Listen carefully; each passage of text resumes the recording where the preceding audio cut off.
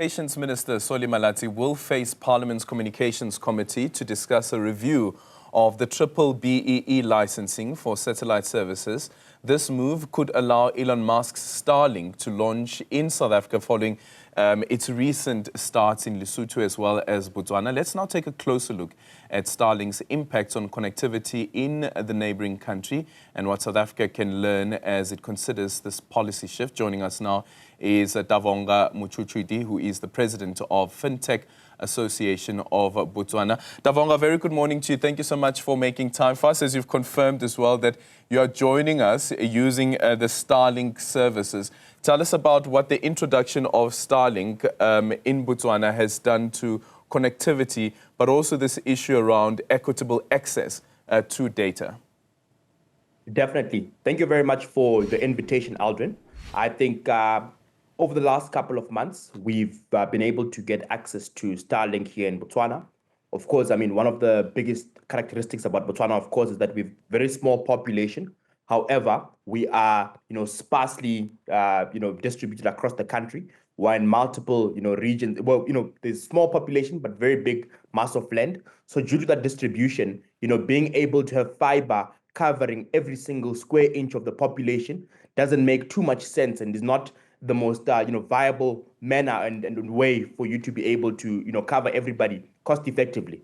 So I think that's a place where Starlink has been able to come in. I think we've had it for about a year or so in country, and it's actually been able to help us to get to a point whereby some of the most remote places across the country, some of the schools across the country which didn't have access to fiber before because of the high level of expense, have been able to be connected at a relatively cheaper price than deploying fiber in those areas. And they've also been able to get quite competitive speeds that have been able to help them to have access. So I think it's one very big thing that we've seen over the last year. And in addition to that as well, we've been able to also see that the government of Botswana has also adopted the use of Starlink to be able to get to some of those hard to reach areas for us to be able to make sure that we can be able to bridge the digital divide.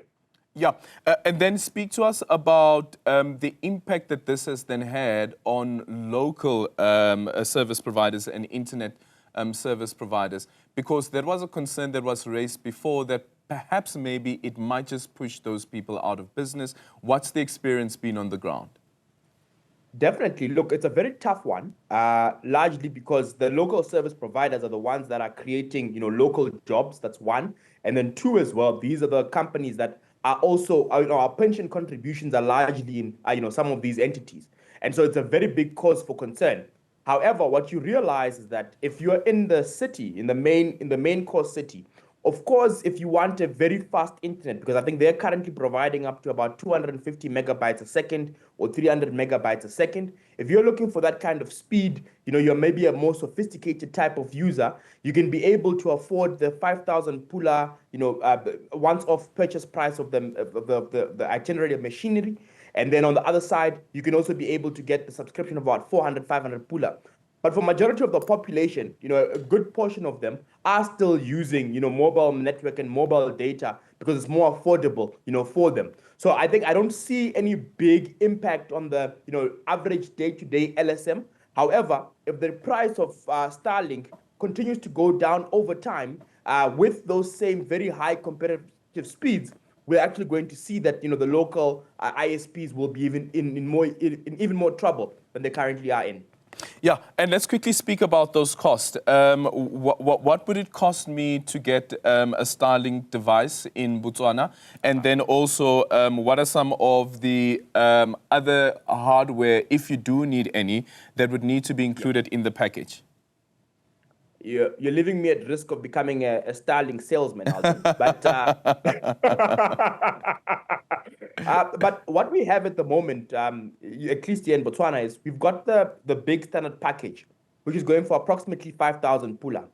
So the standard package allows you to get speeds of up to 250 megabytes a second to about 300 megabytes a second.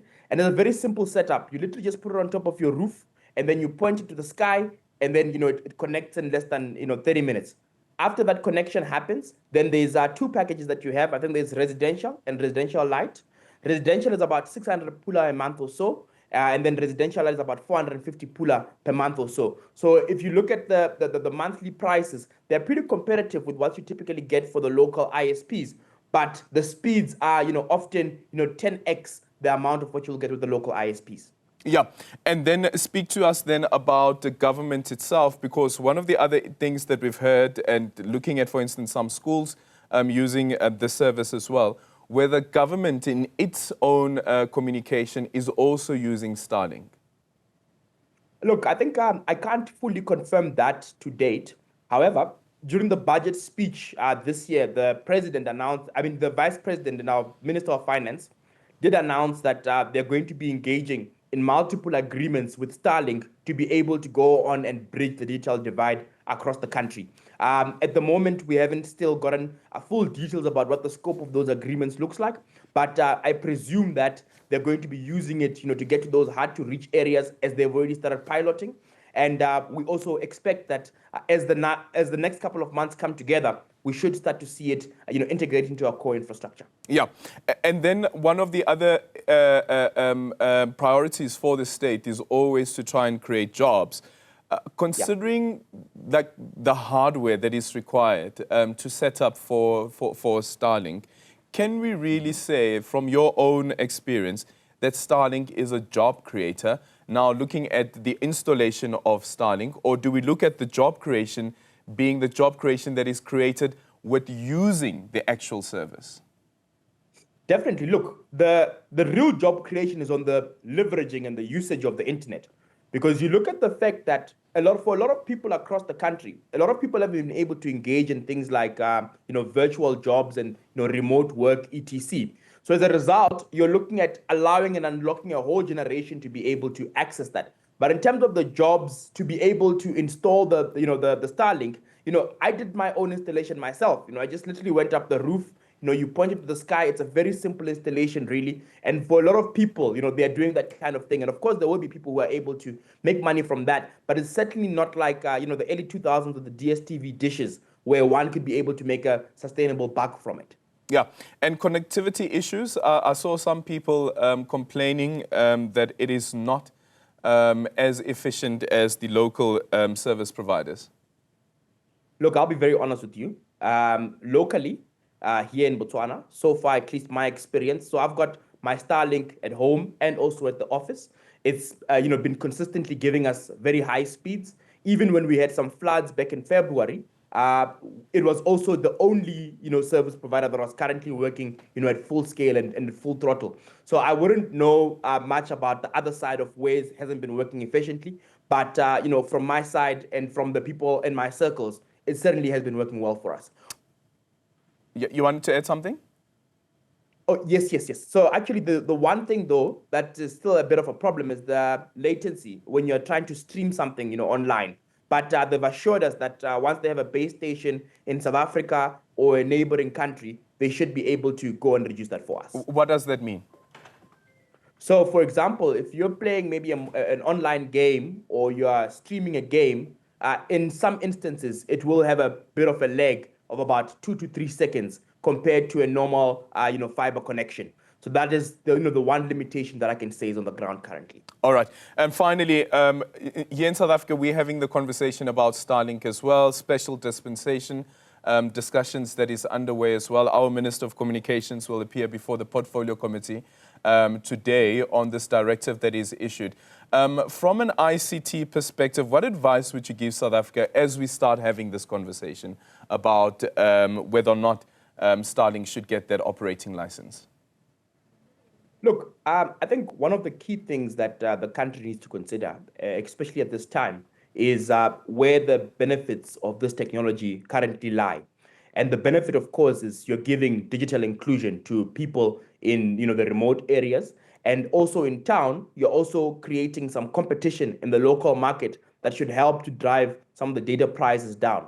So in doing that and in changing policy, of course, one of the key things remains that one has to be consistent with their application of policy, across all stakeholders and all different parties, regardless of, many issues. However, at the same time, we need to be able to then have policy that adjusts and, works along with, the potential benefits that will be able to come in country. I can speak for Botswana today to say, we've certainly had a net benefit of this service coming into country. And I certainly think that we'll be able to provide digital inclusion at a much lower price and scale, across the country if you implement this technology. And there's no security concerns?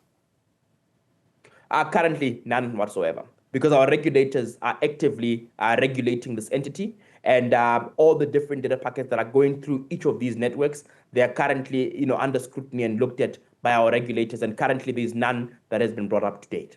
Thank you so much for making time for us. Tavonga Muchuchuti is the president of the Fintech Association of Botswana.